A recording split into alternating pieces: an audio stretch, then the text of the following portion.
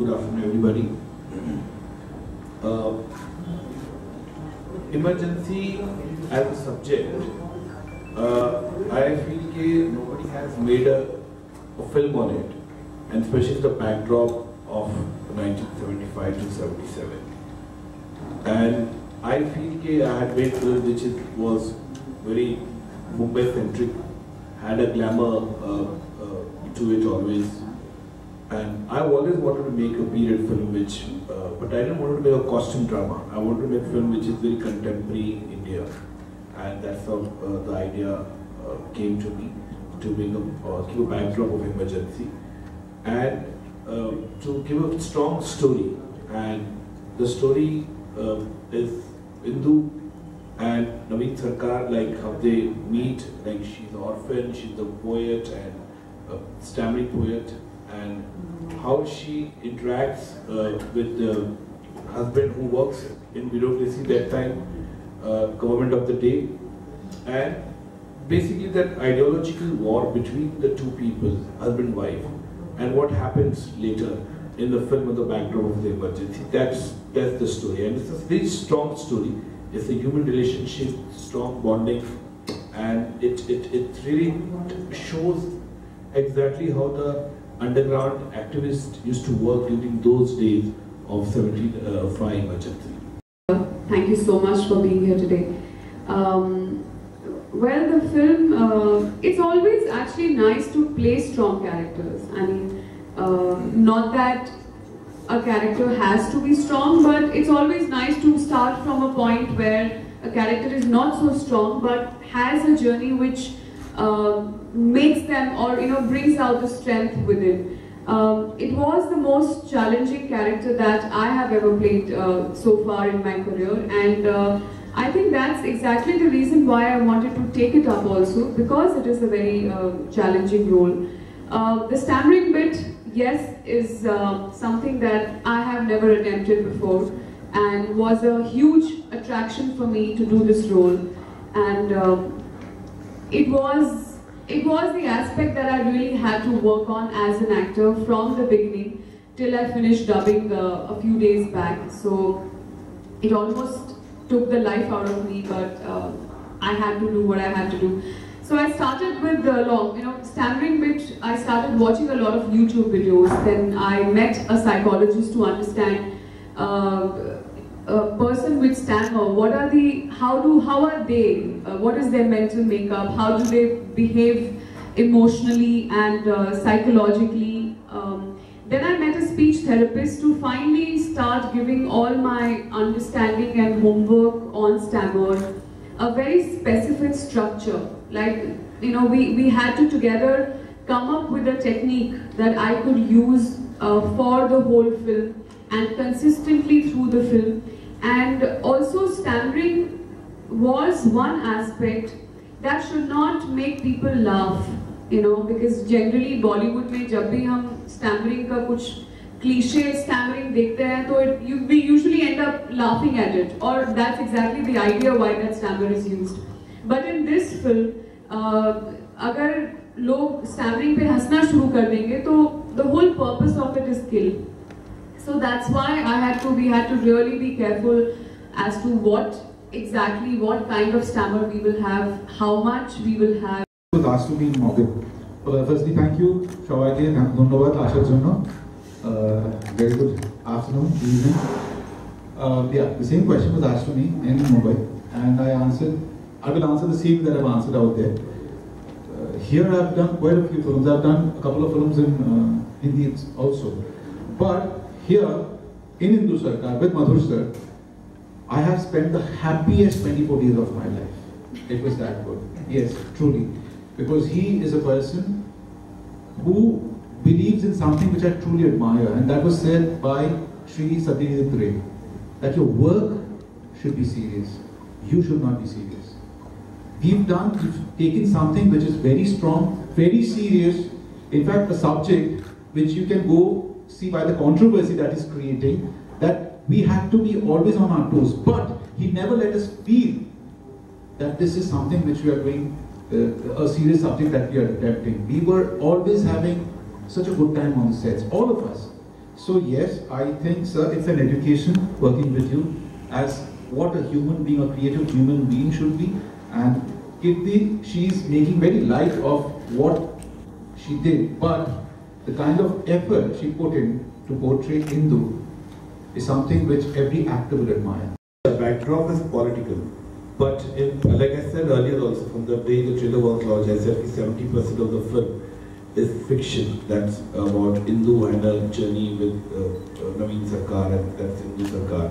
And it's their relationship and their ups and downs and their conflict.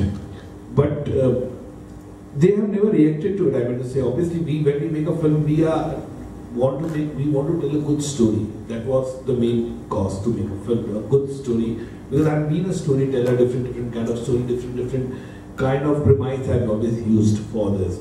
And this premise is emergency.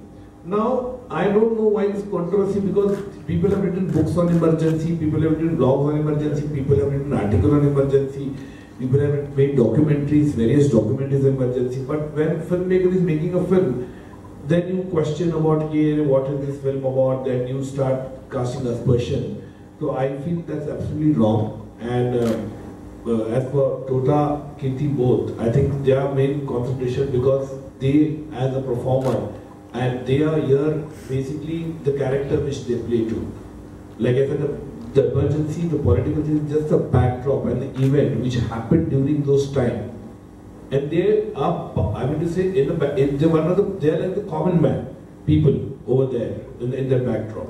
So that's the thing. So I think they are not so much bothered about the controversy. And I hope this, once the people have read this, basically I think, I told earlier also, knee-jerk reaction. People have reacted to the 3-minute trailer. People have to see the film in totality, finality, and then take a call on what it is all about.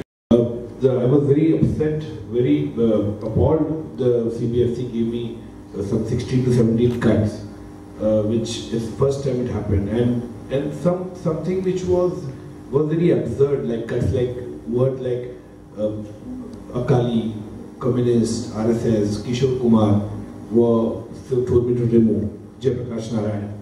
So I think I have a remedy to apply it into review committee. And in case there also I'm not satisfied as a filmmaker, I can go to the tribunal. And in case I don't get justice there also, I may take a recourse to go to the High Court. That's the thing which I would definitely use all the remedies which available to me as my right. I had heard a saying in Bollywood that every publicity is good publicity.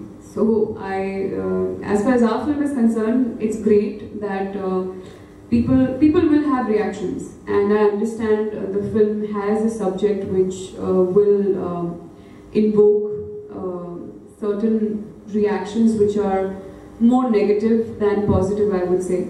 And I think people are just, in the name of freedom of expression, they are just expressing themselves and whatever they feel about the film. Just looking at a 3-minute trailer, which is really amazing for me. But having said that, as long as those protests and the way people are reacting doesn't harm us or our film or the release of the film, we will handle it like we are handling it. Especially Madhur is, in the forefront and he's handling all of it. But I think people should know where to draw a line, and if they want to have the freedom to express themselves, they should also let us have the freedom to express ourselves through the films that we make, through the subjects that we decide to make a film on. So it's so far so good, like we've been able to handle it, but I just hope that people do wait and watch the film on 28th of July and then react to whatever they finally see in the film. How can people now ask us to show our creative work for approval? Is it right? I ask this question to everybody, all creative. In fact, now, when the day comes, when you'll have to be answerable to somebody saying that, no, before you do your news program, you show it to me. Who are these extrajudicial people? Do they have the right to see my creative work before I actually want to show it? That is my take. See, I've made a film. We all have made a film. It's something, and I can assure you, there's nothing controversial over it. Once the film releases on the 20th, people will come to know about it. But the fact is that within that 3 minutes, 8 seconds, people have already drawn their conclusions. They have made up their mind. They have started blaming this filmmaker who's got national awards, not one, plenty. He's got a legacy of good films. They've already branded him. Our fate, the kind of work that I've done is already being decided. By that 3 minute, 8 seconds, is that possible? Of both the men here, starting with Madhur Bhandarkar, he's nothing like his films. He's absolutely a non-serious person. He's an absolute fun person. He's one of the most humorous persons I've ever met in my life. And I think I honestly, you know, I mean, we were new to each other as an actor and director, and we didn't. Every actor has a certain way of working. So does a director. So the first thing we explored about each other was the fact that I love workshops as an actor, and Madhur doesn't do any workshops with the actors. So I was like, okay, this is going to be fun. So anyway, I took that up. I still did what I had to, and I think from the, you know, you're always trying to gauge and understand your director or your actor, you know, what their way of working is. And I think the first couple of days into the film and into the shooting, and we started understanding each other, and the understanding grew more and more each day. Madhur is one person, is one director who has the whole film in his head. Like, he just exactly knows what he wants, what he doesn't want. And he has the capability and the ability to, you know, get work out of anybody. Like, he can make any of you act in his films. He's like that. So I think, and considering it was a very serious film, I'm so glad that we had Madhur as a director who just kept the atmosphere light and, you know, full of fun all the time. Although when I had my serious scenes, you know, being shot, which are quite a few in the film, I don't think Madhur, I had to literally stay away from Madhur, because I will come backstage like to the monitor after one take or one shot, and Madhur will just spoil my complete mood that I've built up for the scene. So I just stayed away from him for those, you know, days that I shot those scenes. So all in all, it was a great experience. I think we also share a great bond thanks to the film we have shot together, and as I keep saying, the bond is here to stay. Doesn't matter how long Indu Sarkar lives for, but I think the bond is here to stay. And now talking about Mr. Tota-Roy-Chowdhury, he's one of my most favorite people and co-actors that I've ever had, and he was such a delight to work with. He is such an amazing human being. He is such a wonderful actor. I remember when I went for dubbing for the first time. So of course he had shot a lot of scenes without me as well. So I didn't have the whole picture. But when I saw his stuff after my dubbing, I was just stunned at his performance. So although he is lying low and not talking much, but trust me guys, you have a great surprise in the form of Tota-Roy-Chowdhury in the film, and I'm really looking forward to that. And I'm just very happy that all of us were together in this, and this film means a lot to all of us.